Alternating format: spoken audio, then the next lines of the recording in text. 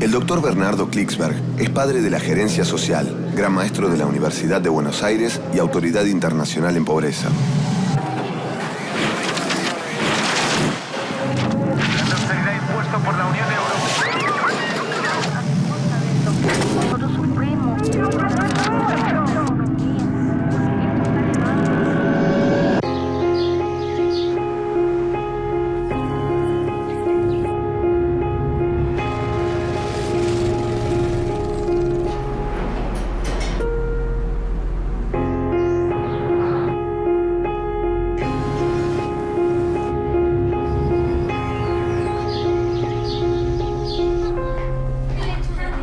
¿Sabía usted que solo 1 de cada 2 jóvenes en América Latina termina el colegio secundario?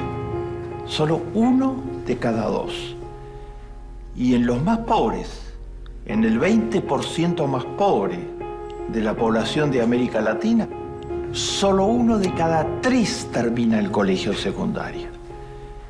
Si no se termina el colegio secundario, no hay futuro en la vida. Los datos de la CEPAL, la Comisión de las Naciones Unidas para América Latina, dicen terminantemente que con menos de 12 años de escolaridad se está condenado a ser pobre. 12 años quiere decir primaria más secundaria.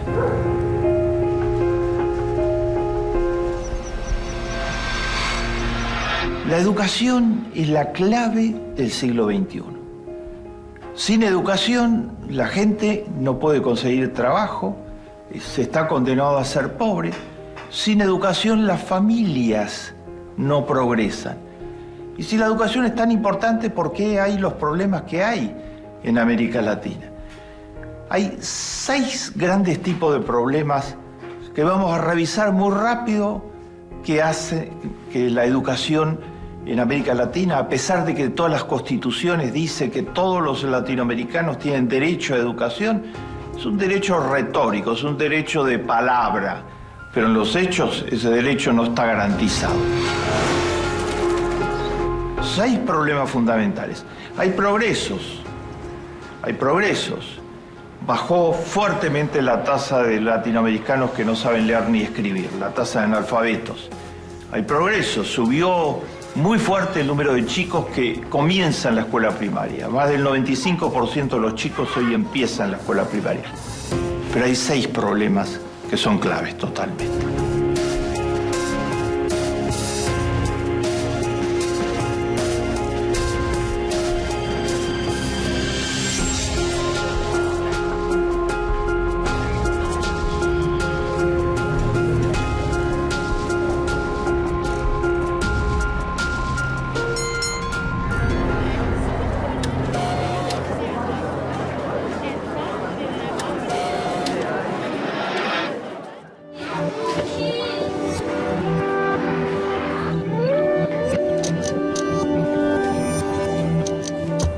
Primer problema, que como señalamos no termina en la secundaria. Empieza en la primaria, pero no termina en la secundaria. ¿Y por qué no terminan la secundaria los chicos? ¿Porque no quieren estudiar? No, eso es un invento. Así como todos tenemos necesidad de trabajar, todos disfrutamos finalmente desarrollando estudios y viendo cómo crecemos a través de los estudios. No pueden estudiar. Están los chicos con hambre en América Latina. 16% de todos los chicos tienen hambre. Cualquiera que deja de comer 1 o 2 días no puede estudiar. Sin tener las calorías y proteínas necesarias no se puede simplemente. Estos chicos no pueden estudiar nunca porque están con hambre, desnutrición severa. Porque en América Latina, a pesar de que es el mayor productor de alimentos de todo el planeta, per cápita hay hambre porque hay mucha desigualdad. Y porque hubo el modelo neoliberal en muchos países que no tenía la menor preocupación con qué pasaba con los niños en general. Están los chicos que no pueden estudiar porque trabajan. La OIT lo llama esclavitud infantil. Son 14 millones de chicos menores de 14 años de edad que trabajan porque quieren. No, ningún niño, todos los niños quieren a en la infancia jugar, divertirse y estudiar. Estos son los chicos que yo digo que les robamos la infancia. Están trabajando en las minas, en las plantaciones, en las calles, de los semáforos. Son los niños de la calle, son los niños de la basura, reciclando basura, en los basurales en muchas ciudades de América Latina.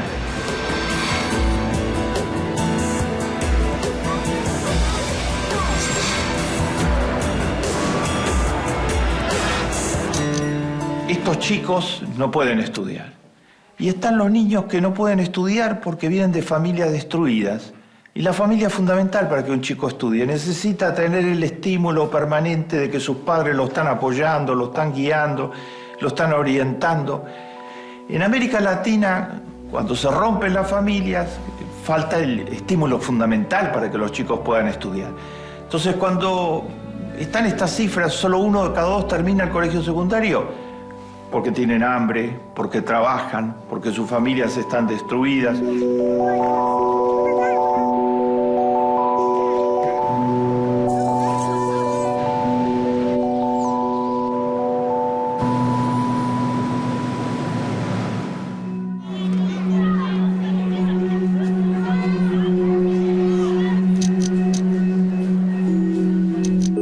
Segundo gran problema en educación, el problema de la calidad. ¿Y cuánto aprenden los chicos? Los chicos que sí hacen el colegio secundario completo. Y los chicos en general, en la primaria, ¿cuánto aprenden los chicos? Hay una desigualdad total. Algunos aprenden igual que los chicos de los países más desarrollados del mundo, los que vienen de familias ricas, los mandan a las escuelas con mejores instalaciones, con más facilidades, con los maestros mejor pagados, y si algo falla les ponen maestros particulares para que los ayuden.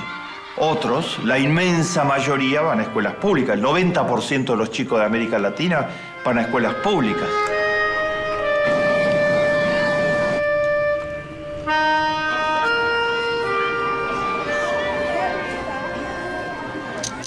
Entonces, en América Latina hay educación para pobres y educación para ricos. Los ricos tienen muy buena educación, los pobres tienen pésima educación porque no ha habido presupuestos suficientes para financiar las escuelas públicas al nivel que deberían estar financiadas. Esto se refleja en cosas muy concretas. En las escuelas públicas hay mucho menos horas de clase por año que las que hay en las escuelas privadas. En las escuelas públicas la infraestructura de apoyo es en muchos casos absolutamente precaria.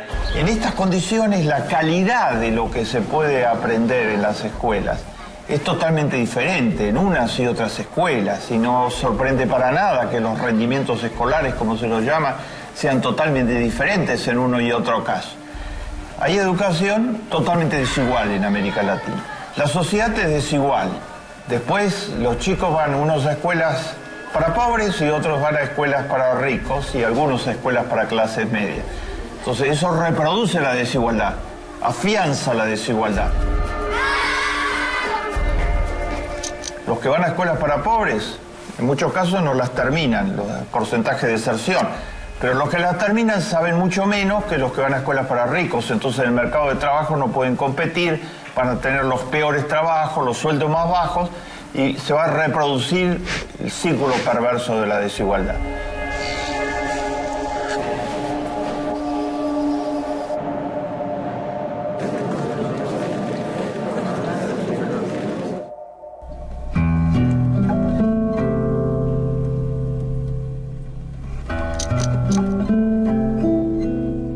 Tercer problema muy importante, el presupuesto para educación. Si a la UNESCO dice que tiene que ser por lo menos 6% del Producto Bruto. En países como los latinoamericanos, donde la necesidad de educar a la población que tiene niveles de escolaridad bajos es mucho mayor que en los países ricos, que en los países desarrollados, debería ser mucho más todavía que el 6% del Producto Bruto. Y sin embargo, el presupuesto en América Latina promedio en educación es menor al 4,2% del Producto Bruto. Esto significa que se escatima totalmente recursos para la educación. Hay cómo financiar la educación, pero tiene que haber la voluntad política. Lo muestra muy claro los nuevos gobiernos latinoamericanos. Cristina Kirchner ha duplicado, mucho más que duplicado, la inversión en educación de la época de Menem en la Argentina.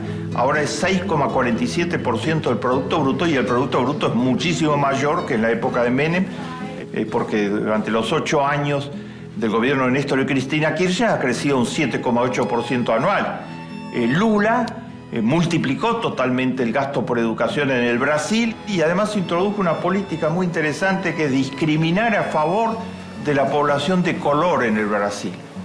Esa población es mucho más pobre, está rezagada. Entonces ahora Lula y Dilma implantaron que tienen prioridad total los alumnos afroamericanos para acceder a las universidades en Brasil y para acceder al sistema de educación, prioridad en las becas, prioridad en todo, para tratar de abrirles realmente oportunidades. Se necesita dinero. Con frecuencia el razonamiento de los economistas ortodoxos en toda América Latina es: hay mucho dinero en educación, pero se gasta mal. Es mentira, no hay mucho dinero en educación. Finlandia gasta $6.000 por habitante en educación. Perú gasta $400 por habitante en educación. ¿Será casualidad que todos los últimos ministros de Economía de los diferentes gobiernos peruanos después de la dictadura horrorosa de Fujimori eran todos del sector más conservador, del 1% más rico, y entonces no aflojaron un centavo para educación?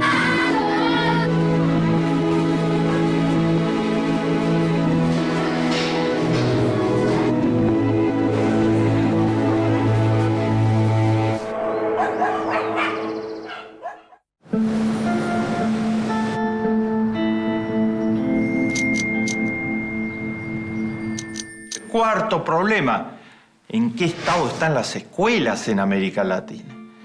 Hubo un relevamiento de la UNESCO hace poco. La tercera parte de todas las escuelas no tienen baños suficientes para el número de alumnos. Y los baños están además en pésimo estado, como toda la infraestructura escolar. El mismo número, un tercio, no tienen agua potable para los alumnos. La infraestructura se cae a pedazos en muchos lugares en América Latina. Las partidas de mantenimiento son absolutamente deficitarias.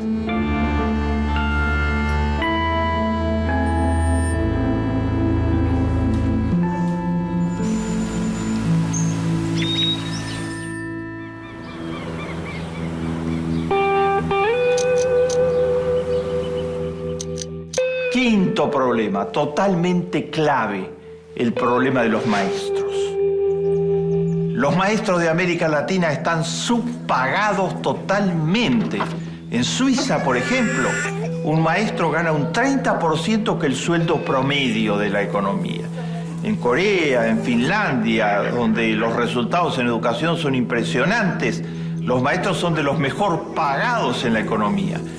En Corea los maestros son llamados héroes nacionales, porque la sociedad dice que es la profesión de frontera, la profesión más importante. En América Latina están absolutamente subpagados. Según el relevamiento que hizo hace poco la UNESCO, de todos los maestros que hay en 6º grado de escuela primaria, el 35% tiene un doble trabajo. O sea, como el trabajo en la escuela no le permite de ninguna manera vivir ni mínimamente, están por debajo de la línea de la pobreza con lo que reciben del trabajo en la escuela, tienen que buscar otros trabajos. En Estados Unidos, en Japón, en Suecia, en Finlandia, en Israel, los maestros son profesionales full time, se dedican exclusivamente a la escuela. A veces se leen en los medios masivos de comunicación en América Latina llamados inauditos. Por ejemplo, es muy frecuente leer en los medios más conservadores de comunicación en América Latina decir: el problema son los maestros, porque en Finlandia, en Israel, en Japón, en Canadá, los que son maestros son los jóvenes más brillantes de la sociedad. Entonces tienen maestros de primera calidad, mientras que en América Latina no son los más brillantes, no quieren tener ninguna relación con ser maestro. ¿Y por qué es eso? Lo que no cuentan es la historia verdadera, la historia real. Es porque lo que se paga en la profesión de maestro, por los estímulos que hay para ser maestro, mientras que en Japón, en Corea, en Israel, en Finlandia, se les paga muy bien, hay todos los estímulos, y eso recluta automáticamente a los más capaces y a los más calificados. Es una profesión jerarquizada en la sociedad. En América Latina es una profesión totalmente desvalorizada porque no se les paga. Eso no lo dicen los periódicos de difusión masiva conservadores cuando hacen este razonamiento absolutamente falaz, siendo las escuelas están mal porque los maestros son de baja calidad. ¿Y qué calidad quieren que tengan si no se los capacita, si no se les paga mínimamente, si no se promueve que los jóvenes más calificados estén interesados en la profesión de maestro?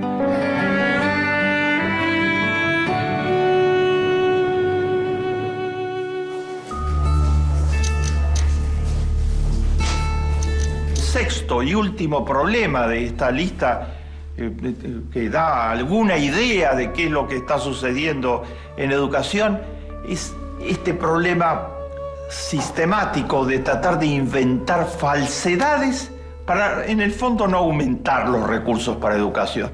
Una de las falsedades más importantes es la que dice algunos organismos financieros internacionales decían no le damos préstamos a la Argentina para educación, o a Brasil, o a Uruguay, o a ningún país de América Latina, si no reducen lo que están gastando en universidades. Decían, se gasta poco en escuela primaria y se gasta mucho en universidades. Es una falsa oposición. ¿Qué estaban diciendo? ¿Que hay que reducir el presupuesto universitario? En gran parte de América Latina, las universidades funcionan con profesores ad honorem, porque no tienen los recursos para pagarle a los profesores. En todos los países ricos, los profesores de las universidades son una de las profesiones mejor pagadas y desde ya son absolutamente full time. En América Latina son profesores part-time que trabajan y que voluntariamente, virtualmente, porque no cobran sumas ridículas totalmente, desarrollan el trabajo de profesor universitario. Y querían que se reduzca esos costos, suponiendo que al reducirlo se iba a haber más recursos para escuela primaria. La oposición no es entre gastar en escuela primaria y gastar en universidades, como decían algunos organismos internacionales. La oposición es entre gastar en educación y gastar en otros gastos. ¿Me explico? Como el gasto de las Fuerzas Armadas. Los países nórdicos, Suecia, Noruega, dan ayuda generosa a los países en desarrollo del mundo para cooperación internacional. Y han puesto una condición y tienen toda la razón. Dijeron, no damos nada que signifique incrementar el gasto en armamentos o en Fuerzas Armadas. Y si se está incrementando el gasto en armamentos o Fuerzas Armadas, no damos nada en general, para tratar de que se reorienten los gastos en la dirección de la educación, de la salud pública, de los gastos que son fundamentales para que la gente tenga oportunidades en una sociedad. Esto es una falacia, oponer educación primaria a universidades. Y en el nombre de esa falacia, ¿saben lo que se hizo en América Latina en el nombre de esa falacia? Los organismos financieros internacionales presionaron muy duro a los países latinoamericanos para que arancelaran la educación universitaria. Es decir, para que la educación que en 1918, gracias a un movimiento histórico excepcional que floreció en Córdoba, en la Argentina, la reforma universitaria, fue gratuita desde entonces en adelante, querían que se cobre duro para financiar las universidades y entonces que no hubiera necesidad de presupuesto para universidades. Y lo hicieron en la dictadura militar de Pinochet en Chile.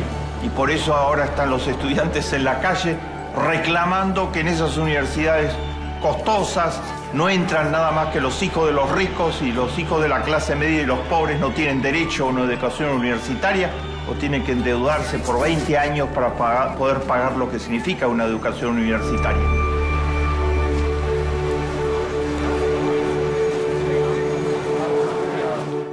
Hemos visto 6 problemas por los que la educación tiene dificultades para avanzar en América Latina. Los problemas de deserción y las causas de esos problemas de deserción, la desigualdad en la calidad de la educación que se está entregando, las limitaciones de infraestructura muy severas en muchísimas escuelas. Hemos visto la situación tan difícil de los maestros en América Latina, la falta de recursos suficientes para la educación y estos falsos dilemas que inventa el neoliberalismo ortodoxo para justificar las desigualdades tremendas que genera en las sociedades.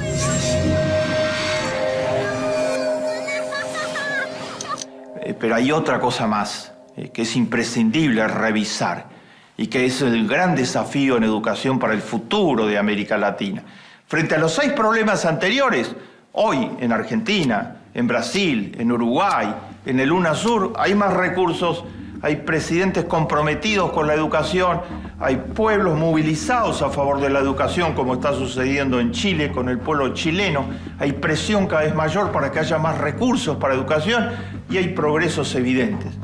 Por ejemplo, en la Argentina se hizo un censo total de cuántos saben de matemáticas, de lenguaje, de ciencias naturales, de ciencias sociales, una medición de cuánto mejoró el rendimiento de los niños desde el 2007 hasta ahora. Y hay un avance muy importante. Se pasó de bajo a mediano y de mediano a alto en casi todos los indicadores, con el balance general es absolutamente óptimo. Hay avances, se pueden hacer los avances siempre que haya un modelo de economía con rostro humano, se pase de un modelo ortodoxo neoliberal a un modelo de economía con rostro humano como el que tiene el UNASUR actualmente. Pero hay un gran desafío hacia adelante, hay mucho más por avanzar y hay un gran desafío hacia adelante. La educación no solo tiene que ser para formar profesionales o trabajadores calificados, tiene que ser para formar hombres y mujeres de bien, buenas personas. Y para formar buenas personas no basta con enseñarles matemática, lenguaje, ciencias naturales, física, todo eso es absolutamente útil, pero no basta para asegurar que alguien sea una buena persona. Los de Wall Street, los que casi destruyen la economía del mundo, estaban graduados en las mejores escuelas. Y eso no bastó para nada, no influyó para nada en el modo en que actuaron en la realidad, que fue absolutamente carente de ética de ninguna índole. Los planes de estudio, los currículos, tienen que enfatizar formar buenas personas. ¿Y cómo se hace para formar buenas personas? Por una parte, la educación tiene que tener una transversalización, es decir, en todas las áreas, en todas las disciplinas, en cada uno de los momentos del proceso educativo, desde la escuela primaria hasta la universidad, hay que enseñar ética. Pero no ética en abstracto, sino ética aplicada a la realidad, ética en los hechos. La educación puede hacer eso en las escuelas en gran escala, pero se lo tiene que proponer explícitamente.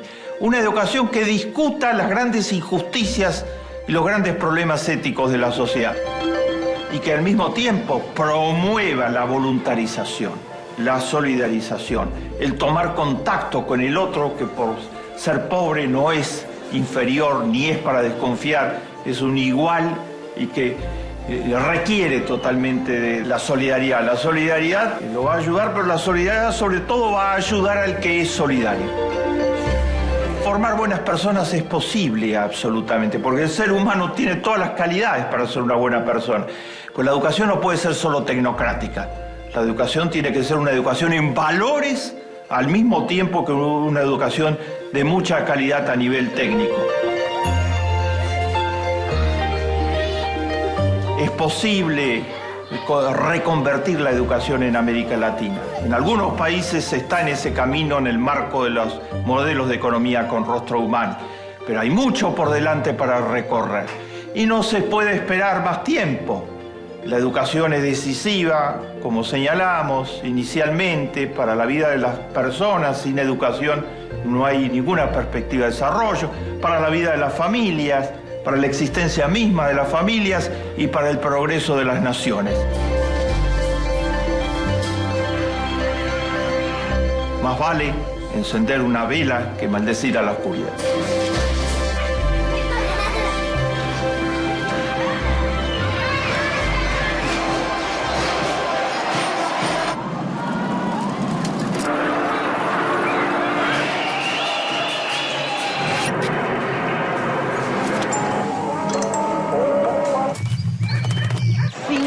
millones de personas.